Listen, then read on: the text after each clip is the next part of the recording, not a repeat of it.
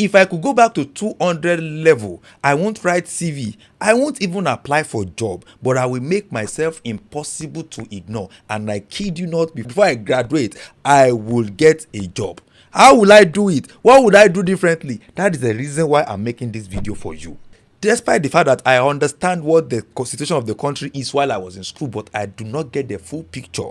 Now that I have the benefit of insight, I have a lot of things that I have learned that I wish I could turn back the hands of time to correct. But unfortunately, it is not possible. But if I do not have the opportunity, you that you are listening to me, you must not make that same mistake. You must not make that same mistake. Because one thing I've learned is that graduates just write CV, they just apply, they are just waiting for job. Some are waiting for graduation. So they just believe that once they have the certificate, they will get the job. Once I have the good grades, I will get the job. Let me shock you. This is 2026. No employer is employing anybody based on certificate, especially if you are in the arts and the humanities. I'm not talking of professional jobs now, that as a lawyer, as a doctor, you need certificate to practice. But in any other field, talk about tech, talk about finance, talk about so many things, people don't really, or media, people don't need certificate. What they need is what can you do and how can you do it. So are you positioning yourself to get a job after you have graduated or while you are still in school?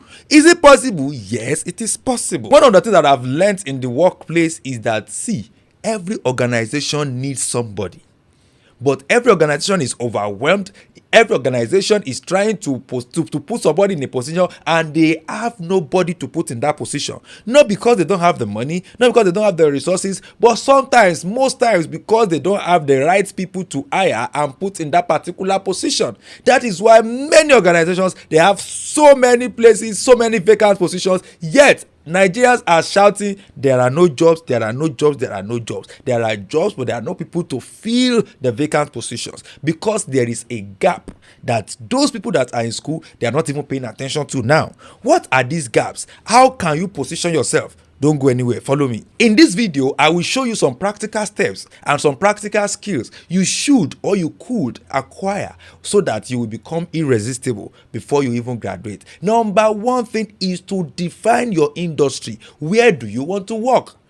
For example, I work in the media. All I need to do is know which radio station, which media platform. Am I going to be a YouTuber? Do I want to become a broadcaster? If I want to become a broadcaster, which radio station do I like? Do I want to work? Do I wish to work? And I need to strategically position myself by studying them, knowing what they lack, and then offering what they lack. But then, before offering them what they lack, before studying them, before you do that, let me tell you some basic skills.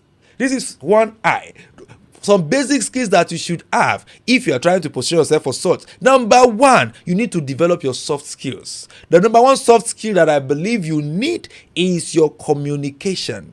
You have to be a good communicator in writing, in speaking. You have to be emotionally intelligent, know what to say, when to say, how to say it. And these things you think is natural. Yes, some people some people have it naturally, but most people, they build it over time. As a student, forget about your grade. Do you hear me say that right? Yes, as a student, forget about your grade. You need to do what you need to develop yourself. That is the number one thing. Grade is you studying to pass. Development is you studying to know what the marketplace needs and how you can acquire those skills.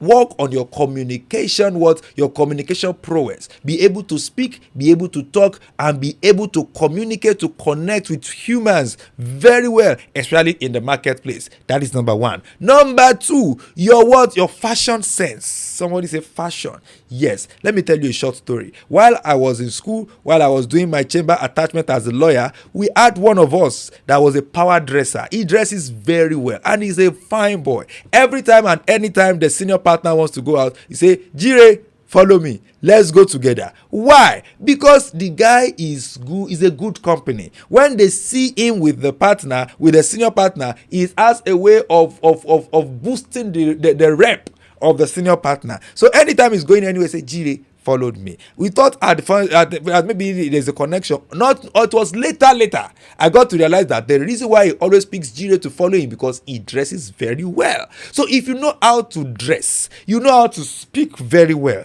you are on the right path as an undergraduate. After that, my brother, this is 2026. If you can learn how to master, or if you can master the social media, know how to use social media, whichever platform. Maybe you are good on X, you are good on Instagram, you are good on Facebook, you are wonderful on Snapchat. If you can master a social media platform very well, such that you are like a guru on it, trust me, you are going somewhere. Another thing, another skill that you could have, that you should have, is driving. Somebody is wondering, driving, how is that even possible? What does that have to do with me as an insurance broker? What does that have to do with me as a banker? What does that have to do with me as a media practitioner? My brother, you will get to understand when you get to the field. Trust me, driving, if you can learn how to drive as an undergraduate, is one skill that you should go all out to acquire. Trust me, you'll be happy because you do that. Now, that is making number 4. Number 1, you are a powerful dresser. Number 1, you are a good communicator. Number 2, you dress very well. Number 3, you have mastered social media. Number 4, you can drive. Number 5 and 6. What is number 5? Number 5 is, if it's still about social media, actually, if you can do what? If you can learn graphics design. Somebody say graphics design. How? I work in the media. I'm a media practitioner. So when I'm talking of graphics design, I have a picture in my head. Majority of businesses these days, they are online. And trust me, your logo and everything that comes about you online, your online designs and everything, is the first point of contact with many people. So the way you brand yourself, the way you position yourself online goes a long way in how people will rate you and how people will rate your business. So if you are a good social graphics designer, trust me, you have one of the skills that I'm going to talk about. What are you going to do with all these skills? Don't worry, I will tell you before the end of this video. The last but not the least, this is not general actually, but if you can master the platform that is called Microsoft Excel. If I could turn back the hands of time, I would learn Microsoft Excel at any cost while I'm still an undergraduate. Trust me, if you are still an undergraduate, make sure you grab those 6 skills before you, if you don't have them, don't graduate yet. Those 6 skills will save you a lot of things, even beyond your certificate. Say, what is this guy talking about? Yes, there are certificates and there are certificates, but what I mean is, if you have those 6 skills, trust me, you are almost there. You are almost good. You are almost there. So what will you do with those 6 skills when you have them? Now identify the industry, which was my point number 1. Identify someone that is a leader in that industry that is doing so well. Someone that is in that industry that is doing so well. Now, when you have identified the person, go on that person's page, go and analyze the person. Check their strength, check their weaknesses. Try to know who they are trying to speak to, try to know who they are successfully speaking to, and who they are trying to reach that they have not been able to reach. Every business has that one person. They have that gap. If you can spot that gap, and you can position yourself to fill up that gap, you don't need to apply, you don't need to write a CV. All you need to do is to volunteer. Just imagine that you, as a millionaire, you have a business, but then you are struggling with a lot of things. Just imagine somebody coming inbox to say, sir, my name is this. I am a graphics designer. I am a what now? I have the listing of Microsoft Excel. You tell them about you learning how to dress. Your communication skill will show in the way you talk to the person. Your emotional intelligence will show in the way you talk to the person. Talk to the person in your message and said, I will love to help you do this. I am a student of Kiniko. And then attach your portfolio if you have one. Let him see your designs. Say how you have a wonderful brand. You have a wonderful product. But I believe that you will make more sense, or that you will be able to talk to appeal to more people if you're able to tweak your design, or to tweak your this in this way. I can drive, I can do this. I would like to volunteer as a personal assistant for you, as, or let me say, electronic executive assistant, whatever you want to call it. Trust me, if you send 10, you are likely to get response from 3 or 4. And when they respond, you don't ask them for money. Let them see what you can do. Just make sure you do what somebody in your skill, in your industry. So if you are looking into real estate and you have those skills, volunteer to someone who is winning in the real estate business and see how when the person sees what you can do. 2 things that will happen, or 3 things. Number 1, the person will teach you all that he or she knows unknowingly.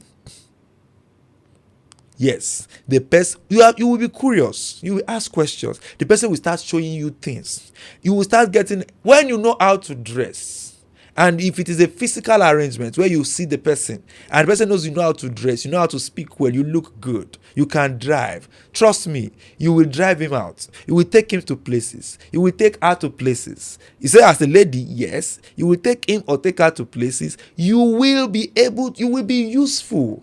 And when you are useful, the person will open up to you. Opening up to you will do 2 things for you. You will learn, and then you will build your own network. You will get to meet most of their friends, they will introduce people to you. And the cherry on top of this, the icing on the cake, is that they may even dash you money that you did not ask for. They may start paying you when they see the value you bring. They will start giving you tips. You cannot go broke. If you have a need, they may be able to help you solve it while you are not asking. You are not going to ask, but you should be able to do this, do that, and you will see what they will be able to do for you. It will shock you. So have those skills, master those skills, and then before you graduate, like I said, before you become a graduate, volunteer to someone that is leading in your industry. It's a very simple trick. Volunteer to that person, and you will see that before you graduate, the person is waiting.